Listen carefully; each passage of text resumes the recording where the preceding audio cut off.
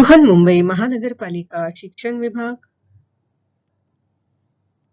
Virtual training centre द्वारा मैं भारती सरोदे आपका स्वागत करती हूँ।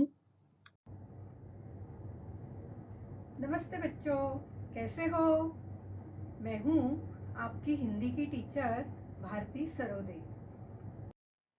नमस्ते बच्चों, आज हम 7वीं कक्षा के सुलभ भारती का अभ्यास करेंगे। दूसरी इकाई की 8वीं कविता हम चलते सीना तान के, यह कविता हमने पढ़ी है। यह कविता डॉक्टर हरिवंश राय बच्चन ने लिखी है। आपको बहुत पसंद आई ना ये कविता? तो आओ आज इस कविता के अंतर्गत और अंत में जो स्वाध्याय दिए हैं उन्हें आज हम पूरा करते हैं। खोजबीन इस शीर्षक के अंतर्गत भारत के सभी राज्यों की प्रमुख भाषाओं के नाम बताओ, उनसे संबंधित अधिक जानकारी पढ़ो। यह स्वाध्याय दिया गया है। यह स्वाध्याय पूरा करने के लिए हमें पुस्तकालय मतलब ग्रंथालय और अंतर्जाल मतलब इंटरनेट की सहायता से ये स्वाध्याय पूरा करना है। तो बच्चों, मैंने आपके लिए ये जानकारी लाई है। आओ देखते हैं सभी राज्यों की मुख्य भाषा और वहाँ अन्य कौन सी भाषाएं बोली जाती हैं। तो बहुत सारे अपने सारे राज्य हैं और बहुत सारी बातें आपको बतानी है, इसलिए यह बात ध्यान में रखना कि राज्य के नाम के बाद जो भाषा मैं बोलूंगी वह मुख्य भाषा और उसके बाद जो अन्य भाषाएं उनके नाम बताऊंगी। अंडमान निकोबार द्वीप समूह, बंगाली, हिंदी, तमिल, तेलुगु व मलयालम, आंध्र प्रदेश, तेलुगु, उर्दू, हिंदी व तमिल, अरुणाचल प्रदेश, बंगाली, नेपाली, हिंदी व असमी, असम, असमी, बंगाली, हिंदी, बोडो व नेपाली, बिहार, हिंदी, मैथिली, उर्दू, चंडीगढ़, हिंदी, पंजाबी, छत्तीसगढ़, हिंदी, बंगाली, उड़िया, दादरा व नगर हवेली, गुजराती, हिंदी व कोंकणी, मराठी, दमन व दीव, गुजराती, हिंदी व मराठी, दिल्ली, हिंदी, पंजाबी, उर्दू व बंगाली, गोवा, कोंकणी, मराठी, हिंदी व कन्नड़, गुजरात, गुजराती, हिंदी, सिंधी, मराठी व उर्दू, हरियाणा, हिंदी, पंजाबी व उर्दू, हिमाचल प्रदेश, हिंदी, पंजाबी व नेपाली, जम्मू और कश्मीर, कश्मीरी, डोंगरी, हिंदी, झारखंड, हिंदी, संताली, बंगाली व उर्दू, कर्नाटक, कन्नड़, उर्दू, तेलुगु, मराठी व तमिल, केरल, मलयालम, यहाँ सिर्फ एक ही भाषा बोली जाती है, लक्षद्वीप, मलयालम, मध्य प्रदेश, हिंदी, मराठी व उर्दू, महाराष्ट्र, मराठी, हिंदी, उर्दू व गुजराती, मणिपुर, मणिपुरी, नेपाली, हिंदी व बंगाली, मेघालय, बंगाली, हिंदी व नेपाली, मिझोरम, बंगाली, हिंदी व नेपाली, नागालैंड, बंगाली, हिंदी व नेपाली, ओडिशा, उड़िया, हिंदी, तेलुगु व संताली, पुदुचेरी, तमिल, तेलुगु, कन्नड़ व उर्दू, पंजाब, पंजाबी और हिंदी, राजस्थान, हिंदी, पंजाबी और उर्दू, सिक्किम, नेपाली, हिंदी व बंगाली, तमिलनाडु, तमिल, तेलुगु, कन्नड़ व उर्दू, तेलंगाना, तेलुगु, उर्दू, त्रिपुरा, बंगाली, हिंदी, उत्तर प्रदेश, हिंदी, उर्दू, उत्तराखंड, हिंदी, उर्दू, पंजाबी, नेपाली, पश्चिम बंगाल, बंगाली, हिंदी, संताली, उर्दू और नेपाली। तो इतनी सारी भाषाएं हमारे भारत देश में बोली जाती है। जरूर ध्यान रखना और अपने कॉपी में ये जरूर लिखना। सुनो तो जरा, इस शीर्षक के अंतर्गत किसी शहीद और उसके परिवार के बारे में सुनो। तो ये जो जानकारी है हमें इन मुद्दों पर लेनी है। जन्म तिथि, गांव, शिक्षा और घटना। तो आओ मेजर संदीप उन्नीकृष्णन इनके बारे में जानकारी लेते हैं। संदीप उन्नीकृष्णन भारतीय सेना में एक मेजर थे। वे राष्ट्रीय सुरक्षा गार्ड्स एनएसजी के विशेष कार्य समूह में कार्यरत थे।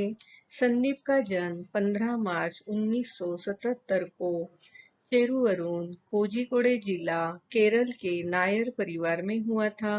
बाद में यह परिवार बेंगलोर आ गया।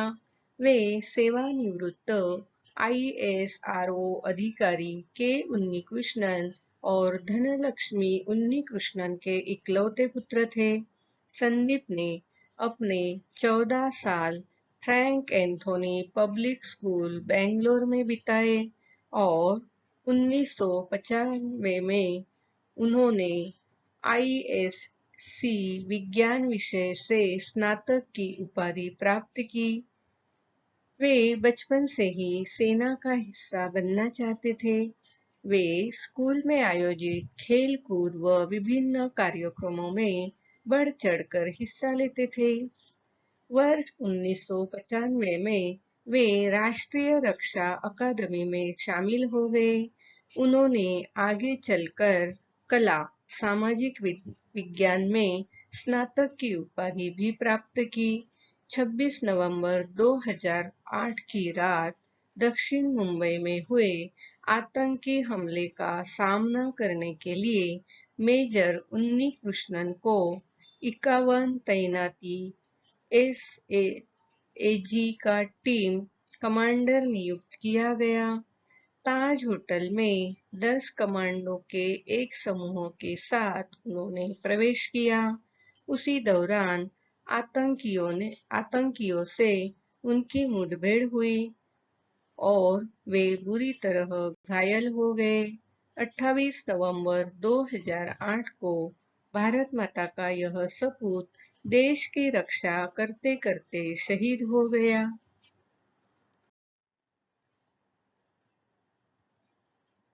मैंने समझा इस शीर्षक के अंतर्गत हमने जो कविता पढ़ी है, हम चलते सीना तान कर, इस कविता द्वारा हमने क्या सीखा है, क्या समझा है, इसके बारे में जानकारी लिखते हैं। हमारे देश की सुरक्षा में विभिन्न जाति, धर्म, संप्रदाय के सैनिक जुटे हुए हैं। उनकी बोली भाषा, रहन सहन, भौगोलिक परिस्थितियां सब कुछ एक दूसरे से अलग अलग है, लेकिन सभी के दिलों में भारत माता के प्रति एक जैसा आदर व समर्पण का भाव है। हमारे देश के वीर सैनिक अपने पूर्वजों के भांति ही भारत माता की सेवा में सदैव तत्पर है और जरूरत पड़ने पर अपने प्राणों का बलिदान देने से भी वे पीछे नहीं हटेंगे। शब्द वाटिका में देखते हैं नए शब्दों के अर्थ। वर्ण, रंग, मरुस्थल, रेगिस्तान, वर्दी, यूनिफॉर्म, सीना, छाती, रजकन, धूलिकन, ममता, अपनापन, समता, समानता, एहसान, उपकार, सदिया, अनेक वर्षों से, पुरखे, पूर्वज, अगणित, असंख्य, शीश, सिर, निशान, तिरंगा झंडा, अवसर, मौका, बलिदान, कुर्बानी, विवेक, भले बुरे का ज्ञान, समर, युद्ध, गाथाएं, कथा, वृत्तांत, कंठ, गला, अनगिन, जिसे गिन न सके, गूंजना, प्रतिध्वनि आना। तो ये नए शब्द देखे हमने। सीना तान कर चलना, यह मुहावरा भी दिखा है। सीना तान कर चलना इसका मतलब है गर्व से चलना। सच्चाई जिनके रोम रोम में बसी होती है, वे लोग हमेशा सीना तान कर चलते हैं। मेरी कलम से इस शीर्षक के अंतर्गत शालेय प्रतिज्ञा का श्रुत लेखन करो और प्रतिज्ञा के मूल्यों को अपने व्यवहारों से सत्यापन करो। तो देखो, ये जो प्रतिज्ञा है, ये हमारे पाठ्य पुस्तक में शुरुआत में दी होती है। हर पाठ्य पुस्तक में यह प्रतिज्ञा होती है।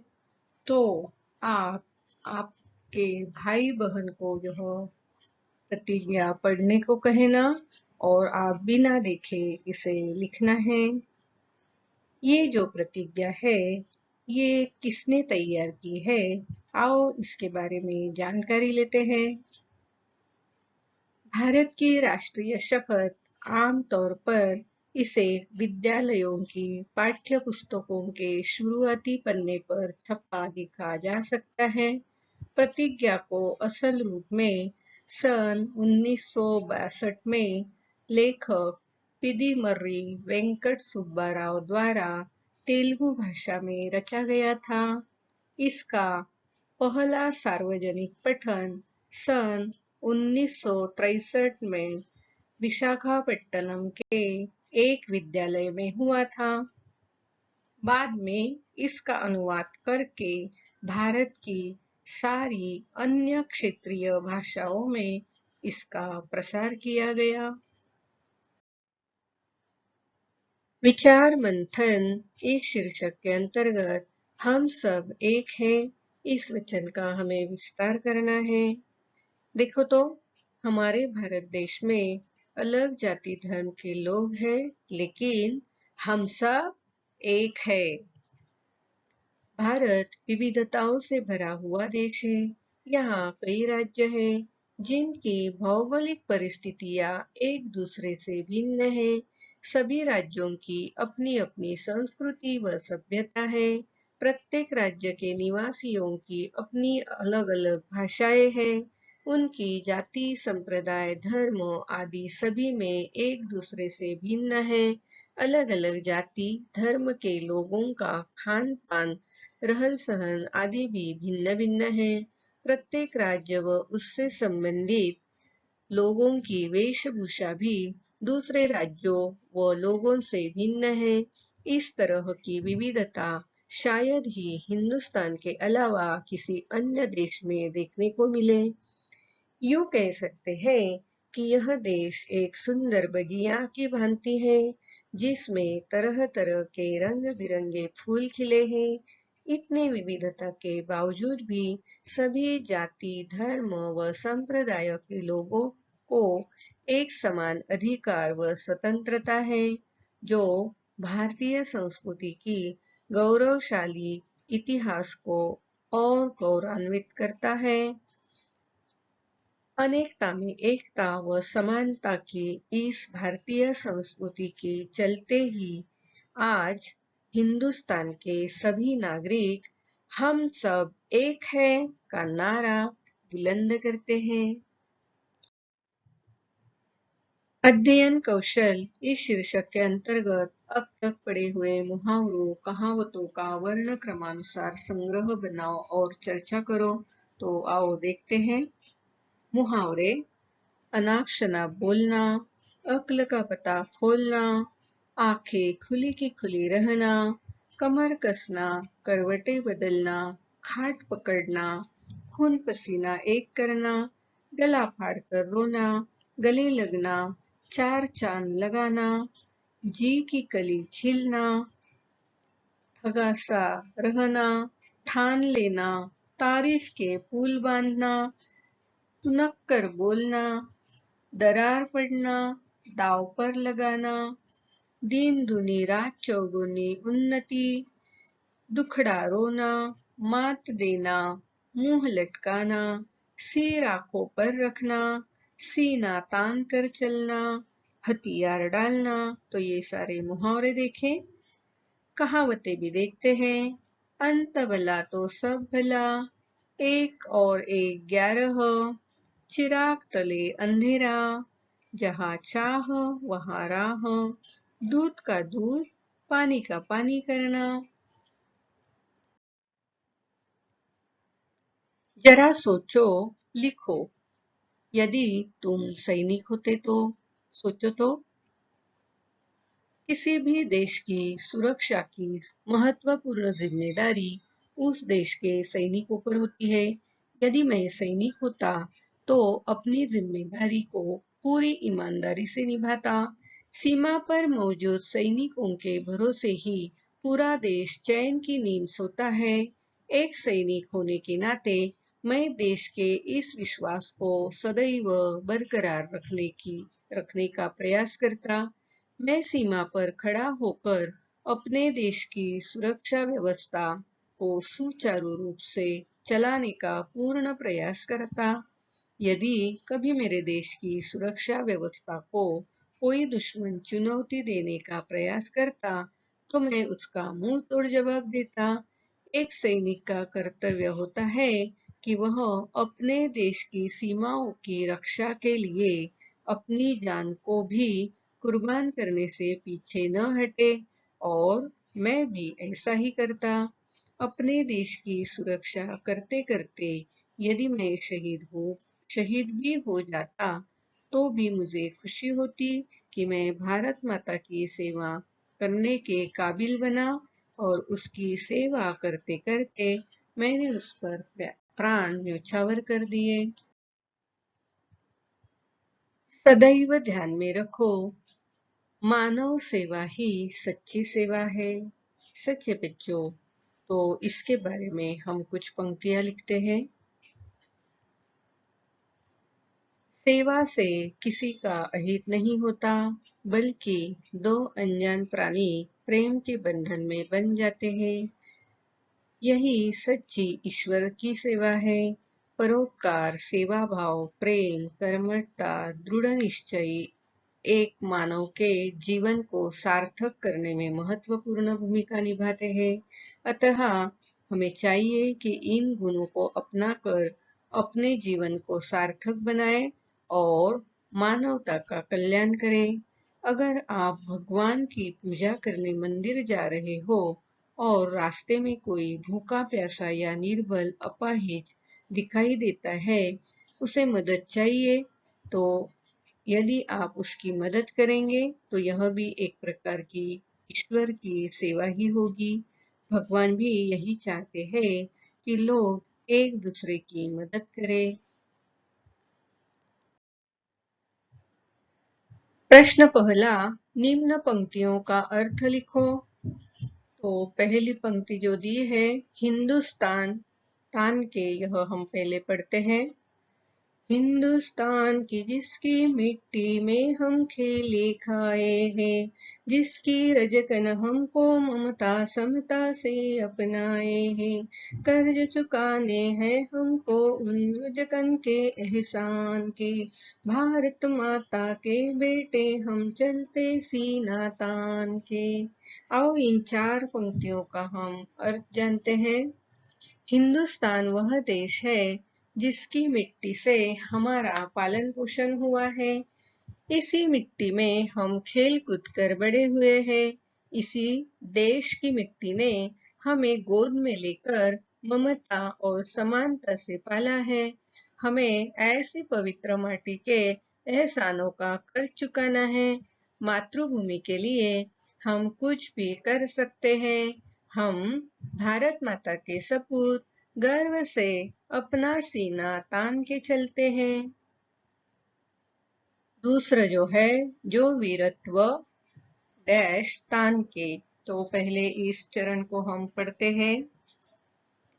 जो वीरत्व विवेक समर में हम सैनिक दिखलाएंगे, उसकी गाथाएं भारत के गांव नगर घर गाएंगे, अनगिन कंठों में गूंजेंगे बोल हमारे गान के, भारत माता के बेटे हम चलते सीना तान के।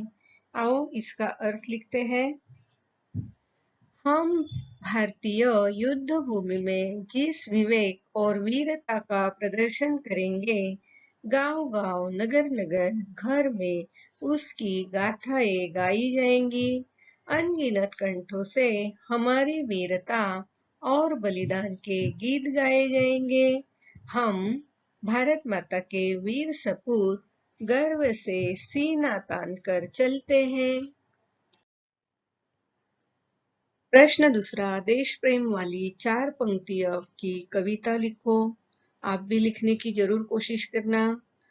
खुश नसीब है वो जो वतन पर मिट जाते हैं, मरकर भी वो लोग अमर हो जाते हैं। करता हूँ तुम्हें सलाम ए वतन पर मिटने वालों, तुम्हारे हर सांस में तिरंगे का नसीब बसता है।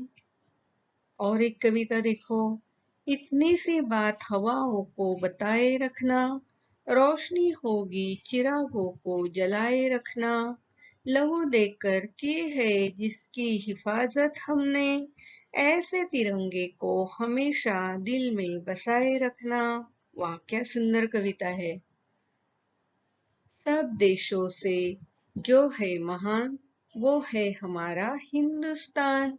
इसकी रक्षा की खातिर हम न्योछावर करते अपनी जान। तो बच्चों, तुम भी इस तरह की कविता लिखने की जरूर कोशिश करना। तीसरा प्रश्न, इस कविता का केंद्रीय भाव अपने शब्दों में स्पष्ट करो। केंद्रीय भाव यानी मुख्य भाव जो है, मुख्य भावार्थ जो है। प्रस्तुत कविता का मुख्य भाव यह है कि हम सब भारत माता के बेटे हैं। भले ही हमारा धर्म, जाति, वर्ण, भाषा और प्रदेश अलग अलग है, किंतु हम सभी भारत के सैनिक, पहले हिंदुस्तानी हैं। हम अपने देश को और उसके निशान को मिटने नहीं देंगे। युद्ध में दुश्मनों को अपनी वीरता दिखाएंगे। इस कविता के माध्यम से अनेकता में एकता का भाव स्पष्ट होता है। हमारा देश बहुत विशाल है। यहाँ पर अनेक जाति, धर्म, संप्रदाय के लोग रहते हैं। इनकी बोली भाषा, रहन सहन सब कुछ एक दूसरे से भिन्न है, लेकिन हिंदुस्तानी होने के भाव सभी को एक सूत्र में बांधे रखा है।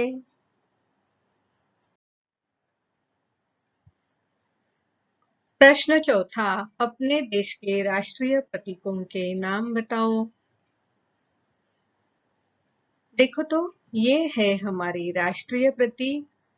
राष्ट्रगान जनगण मन, राष्ट्रगीत वंदे मातरम, राज चिन्ह अशोक स्तंभ, राष्ट्रीय ध्वज तिरंगा, राष्ट्रीय फूल कमल, राष्ट्रीय पक्षी मोर, राष्ट्रीय पशु बाघ, राष्ट्रीय खेल हॉकी, राष्ट्रीय नदी गंगा, राष्ट्रीय फल आम, राष्ट्रीय वृक्ष बरगद, और ये हमारी नोट करेंसी जिसे रुपए कहते हैं। तो आओ इन्हें लिखते भी हैं। हमारे देश के कुछ राष्ट्रीय प्रतीक निम्नलिखित है। कमल राष्ट्रीय फूल, बाघ राष्ट्रीय पशु, तिरंगा राष्ट्रीय ध्वज, अशोक स्तंभ राष्ट्रीय चिन्ह, आम राष्ट्रीय फल, मोर राष्ट्रीय पक्षी, जनगण मन राष्ट्रगान, बरगद राष्ट्रीय वृक्ष।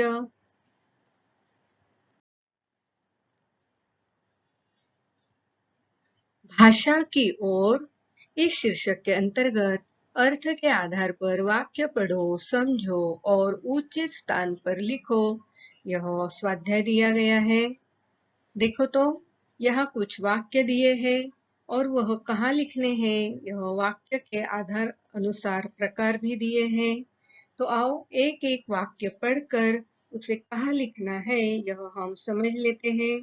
पहला वाक्य है, बच्चे हंसते हंसते खेल रहे थे। इस वाक्य में क्रिया होने की सामान्य सूचना मिलती है, इसलिए यह वाक्य विधानार्थक वाक्य है। दूसरा वाक्य, माला घर नहीं जाएंगी। इस वाक्य में नहीं यह नकारात्मक शब्द है, तो यह निषेधार्थक वाक्य है। तीसरा वाक्य, इसे हिमालय क्यों कहते हैं।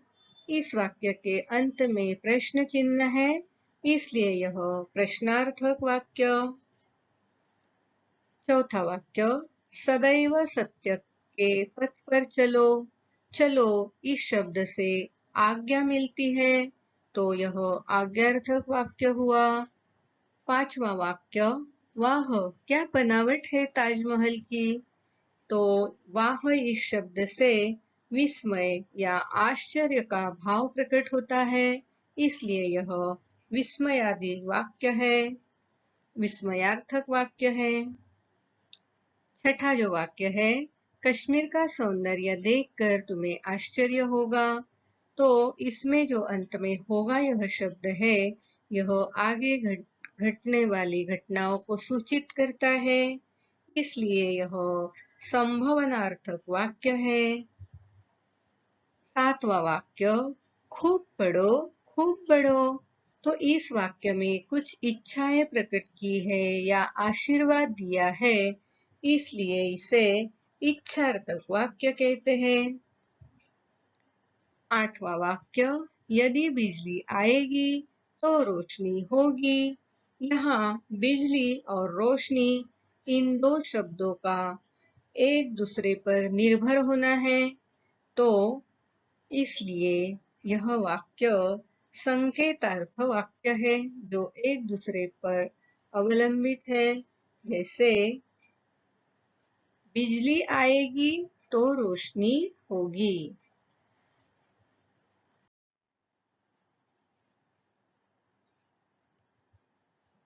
तो आओ भाषा की ओर।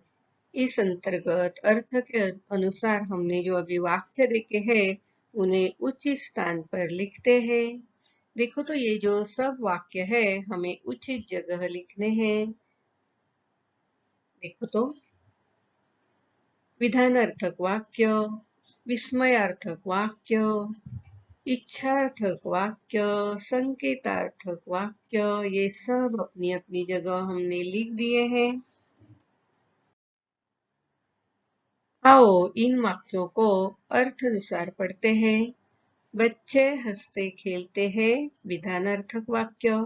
माला घर नहीं जाएगी, निषेधार्थक वाक्य। इसे हिमालय क्यों कहते हैं, प्रश्नार्थक वाक्य। सदैव सत्य के पथ पर चलो, आज्ञार्थक वाक्य।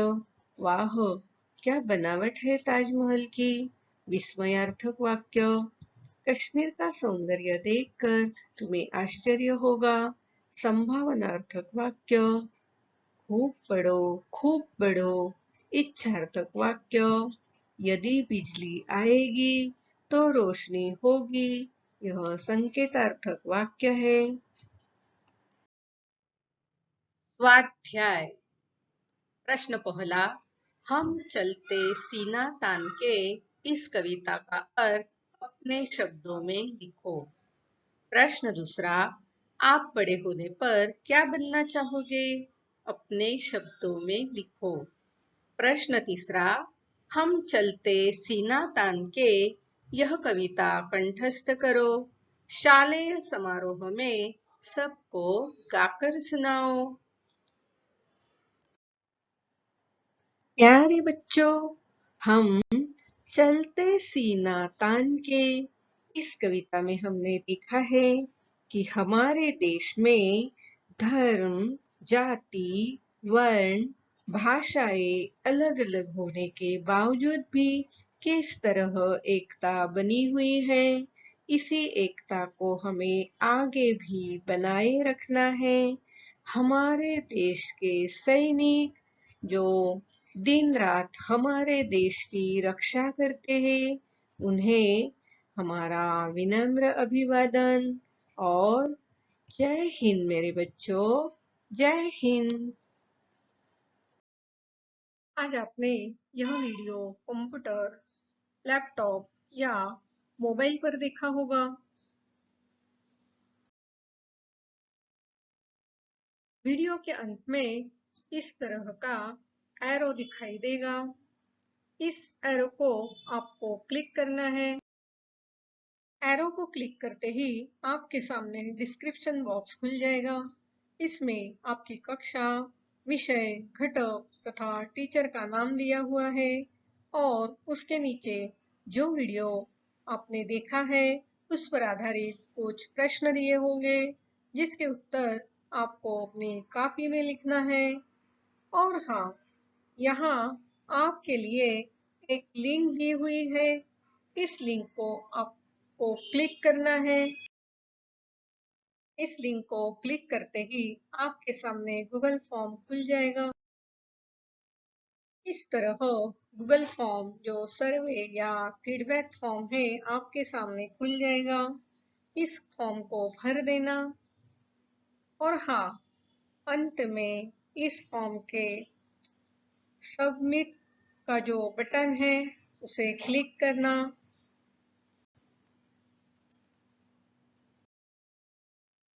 इस लिंक को क्लिक करके गूगल फॉर्म जरूर भरना। अगली बार वीडियो देखने के लिए हमारा ये थंबनेल जरूर याद रखना। मेरा ये वीडियो आपको जरूर पसंद आया होगा, तो इसे लाइक कीजिए, शेयर कीजिए और सब्सक्राइब कीजिए। मेरा ये वीडियो ध्यान से देखने के लिए आप सभी को बहुत बहुत धन्यवाद।